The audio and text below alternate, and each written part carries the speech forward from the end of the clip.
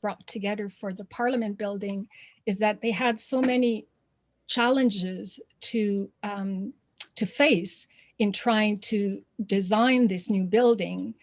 First of all, it had to sit on this magnificent site with the library still standing and the east and the west block still standing. And they had to come up with a style of architecture that would acknowledge the picturesque qualities of the existing buildings.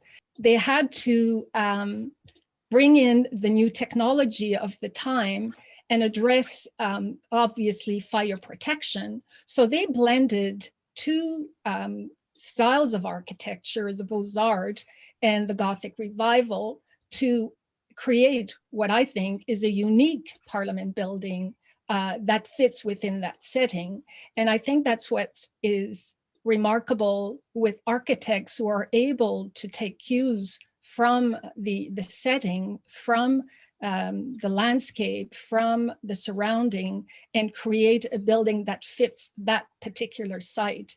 And that is what they managed to achieve. So it's not just going from one style to the other, is going to a design that's appropriate for the place. And that's what our Parliament building is all about.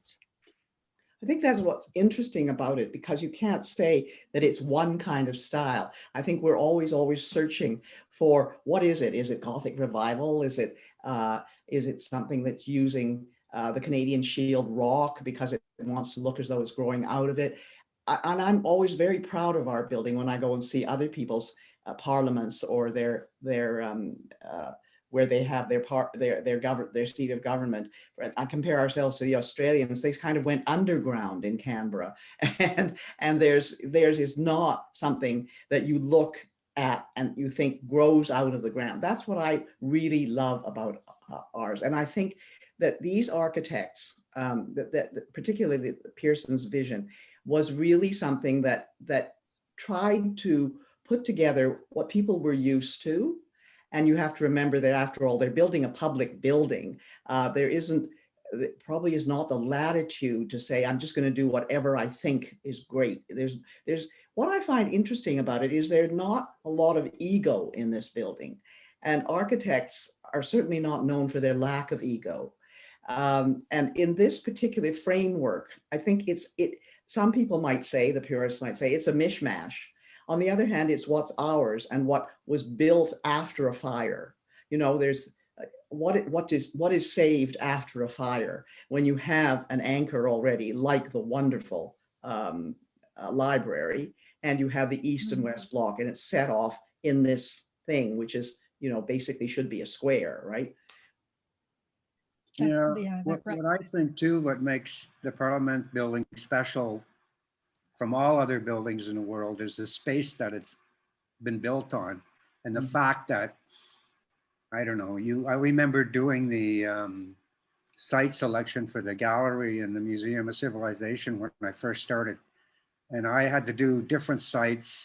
It took me a month to do them because there were so many views looking out, which meant if you went to the views I was shooting, you'd look back and you could see the Parliament buildings in so many different viewpoints, perspectives. And if you put that into seasons, like the winter shots, I had to wait 2 winters to get those shots. I had time to do it.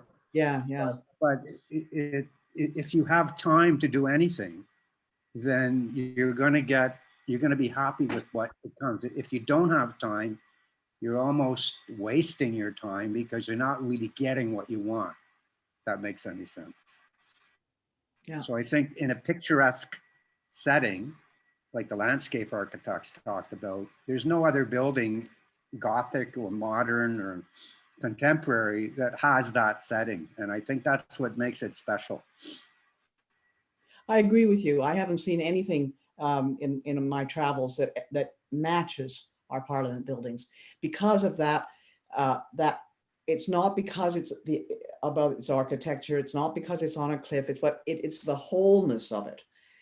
We're very, very, very fortunate that we kind of lucked into the wholeness of this, and that gives us a wonderful feeling. Also, there's a trick of almost of the eye or proportion in it. I'm always amazed when I see it. It looks so enormous when there's nobody in front of it. It looks huge and going up.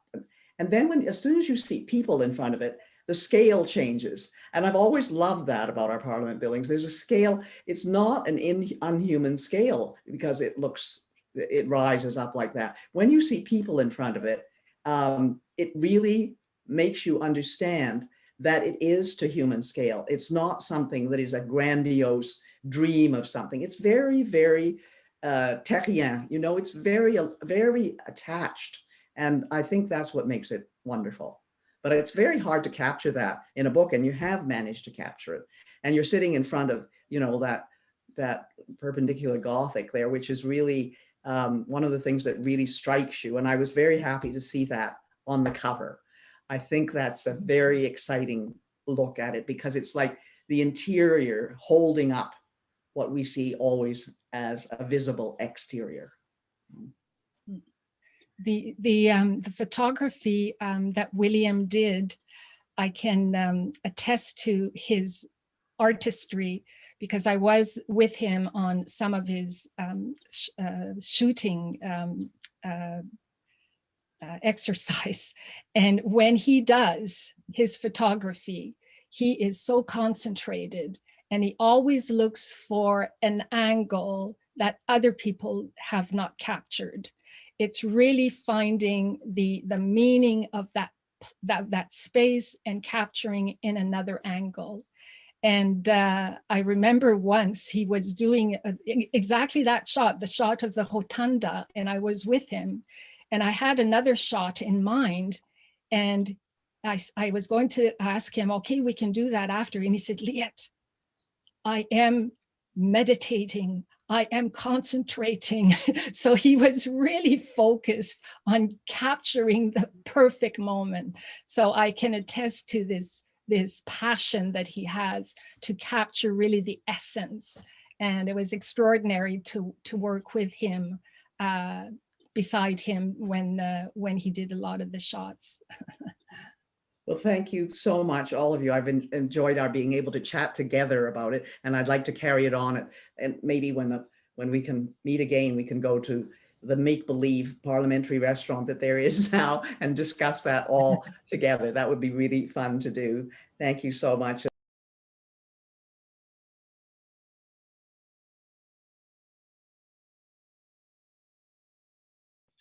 As the Member of Parliament for Pontiac and a co-resident of Chelsea, I'm filled with some great sense of pride that this achievement is seeing the light of day. So congratulations to everyone involved. It's really, really quite fabulous. So I wanted to ask Willie, given that he has seen Parliament inside and out from a photographer's perspective. And Speaker Rhoda, who is with us tonight, he has seen it for many more years than I have as an active participant. And I can say that, having grown up in the Ottawa area, it's, you know, you live it from the outside and you live it from the inside, and it's very special. Willie, what was the moment that most marked you and that most impacted you as you were appreciating the parliamentary photography process? What was one of your favorite moments? Oh, thanks for the question. I think I thought about it a bit, and it's hard to make it one, but it was an exciting time. And basically, the moment that I remember was back in 2018 when President of France, Emmanuel Macron, came to Ottawa, and it was sort of an impromptu press conference that we're going to be put in the chamber of the House of Commons in the room outside. And I got the call at about 6:30 in the morning. He was coming back from Quebec City at a G7 conference with our Prime Minister, Justin Trudeau. And I just jumped in my Jeep, because you know I live up at Meech Lake, and started driving. Parked a Jeep, ran basically to get, because the press conference was going to be at 9 o'clock. So basically I had to get into that room and I had to go through a couple of different security checks. He had all his security with him. We had the Canadian security. So I got myself in and I wanted extra security. I wanted to go up into the hallway of the second floor and shoot down. And that picture's in the book and it's a double spread. And it just, to me, I don't think that shot, well, we're in COVID now, it wouldn't be taken, but it was a special moment and you could really feel the buzz in the room. And there was probably 100, 150 reporters, cameramen. The hallways was all lined with the French flags and the Canadian flags. And I felt so proud of being a Canadian. And I got a good shot. As a special moment. Thank you, Willie. That's fabulous. And I recall the moment, I think I had my own iPhone and took photos myself at that moment. So I can visualize it right now.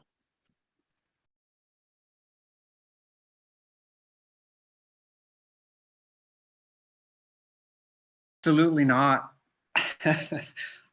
Basically, when I go back 11 years when I did, people would say, Willie, you should do a book, you should do a book. And basically I said, yeah, heat and hot. And then I decided I was going to do a book. So I basically didn't want to use any of my stock photography. So I took 2 years and basically reshot Ottawa and came up with the theme of seasons. So the first book is Seasons. There's not a lot of text, it's mostly captions. And thank God I asked Peter to do that book because without him, it wouldn't look the way it looked. And then after that, the 150th anniversary of Canada was coming up. So I thought I would do a story this time. And the story was how Ottawa evolved as a capital city. So there's a little bit of history. It's present, past, present, and future. And basically did that book. And while that book was being printed, that's when I got called to the library, the cafeteria in the parliamentary dining room in the center block. And when they asked me if I'd be the photographer, I went, it didn't take me very long to decide, but it wasn't planned. And then I basically, but they all flow really nicely. You start with Seasons, then it goes to the story of how Ottawa got to where it is and all the players. And now, of course, the Parliament building, I think, is the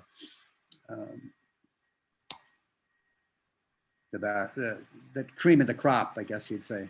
So that's how it all evolved.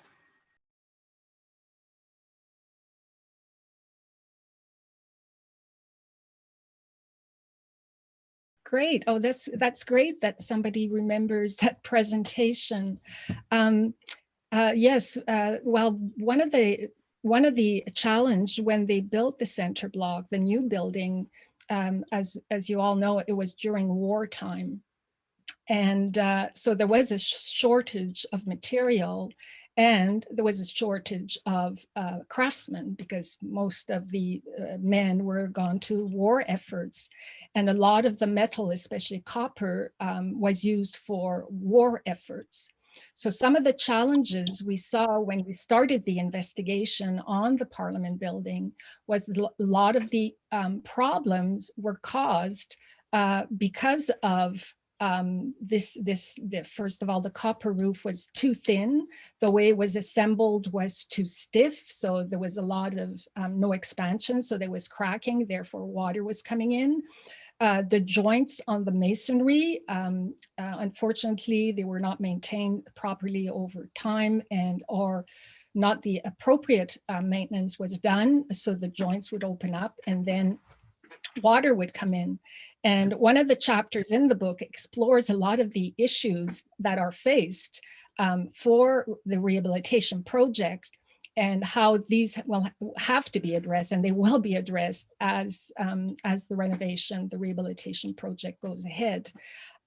So yes, there's a lot of challenges, and of course there's new requirements, new building codes, so all these add up.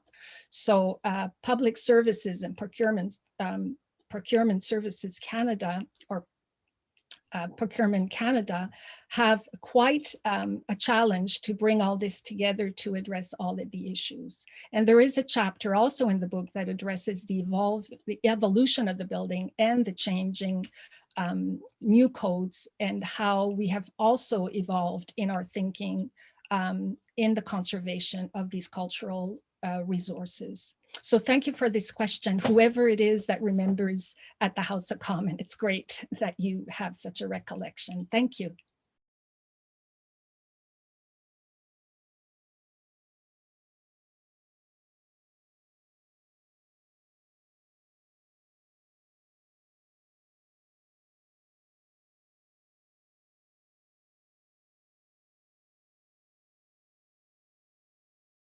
I would be telling a fib. I think the cover really explains what's in the book, like Liette and Madam Clarkson said in their talks.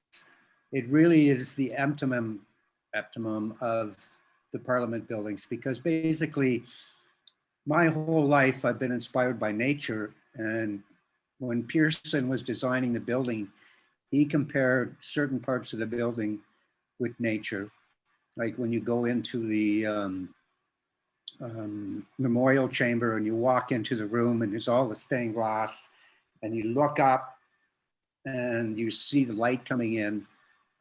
It's the same as feeling you have when you first come to the Parliament building. The first time I went, I was 12, and I walked up the steps, the same ones that Eiley walked up, and walked in the front door.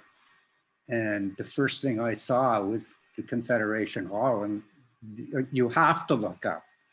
And I wanted to capture that. And in the book, I basically, we talked with Liette a lot, and she said, you know, I'd love to get a shot of a tree with the branches going out, and I love trees. So I spent a lot of time at the Arboretum, and if you look, when you all get the book, there, next page, you turn it, and there is a picture of a tree with the sun coming through. And if you count the branches, there's 12 branches representing the provinces, the territories, and things like that. So yeah, my favorite picture, I think, if it's one picture, would be the cover. And I thank you for the question.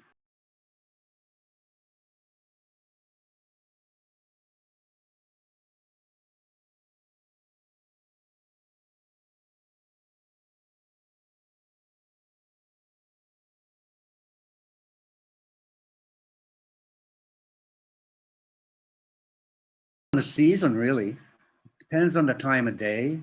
The building looks different. You really, to study that building, you really need a full year, and you need all different types of weather to go and basically have the time to walk around and look. And as I mentioned, a lot of times when I went, I didn't have my camera, and I usually would go on days when I didn't think the light was that great. I'd go on a cloudy day or an overcast day, and I'd figure out where the sun's coming up, where the sun's going down, or if I was going to go in the winter. Sometimes our winters are very wet. Sometimes it turns to rain. I wanted snow. So it's very few days in the winter when it looks like that. So perspectives, I would say, for me, to see the whole building, you won't be able to get this now because there's 2 cranes in the way. But from, I would say, Major Hills Park, from the Museum of Civilization, walking across the bridge, the old railway bridge. It goes up by Nepean Point.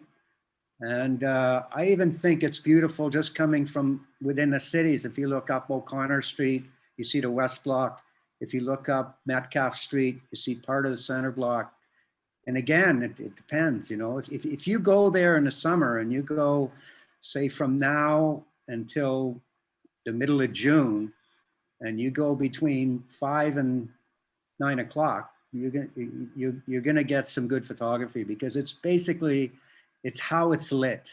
And for me, light's the most important thing in photography. So if that helps you out, then if I can add something to what Willie was saying, it's a mood, it's a building of many moods, and no matter what time of day, no matter what the weather, it can look completely different. I don't know how many times I walked up Metcalf in the evening. If it's foggy and you can see the glow coming from the Centennial Flame, or just great gobs of snow falling down, it's a wonderful thing to see, no matter what time of day, even if it's just to experience it. It's a treasure, plain and simple.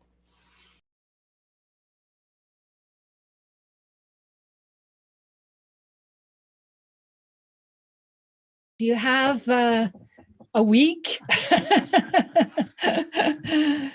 No, it is an excellent question, and that is the challenge, is to address the requirements, but at the same time you have to respect and honor the architecture of Pearson and Marchand. And yes, you can add, but you add by adding something that adds value to the existing and does not diminish the value. If it's not an improvement, it's not good. And what we have there, as we just said, is pretty perfect. So these are the challenges of great architects that are able to respect, add new, do as little change. And sometimes if the requirements are so stringent and requires so many changes that it will have a negative impact, then some other solution should be looked at, like taking some of the functions out if it's forcing some functions that cannot fit in the building. So yes, I'm looking forward to the project that is underway for the rehabilitation. And I'm sure that the team that's on board are very respectful of not only the building, but the landscape, and will do everything to protect, enhance this wonderful heritage resources, including the setting, and will find solution to address the requirements of a parliament for the 21st century and beyond.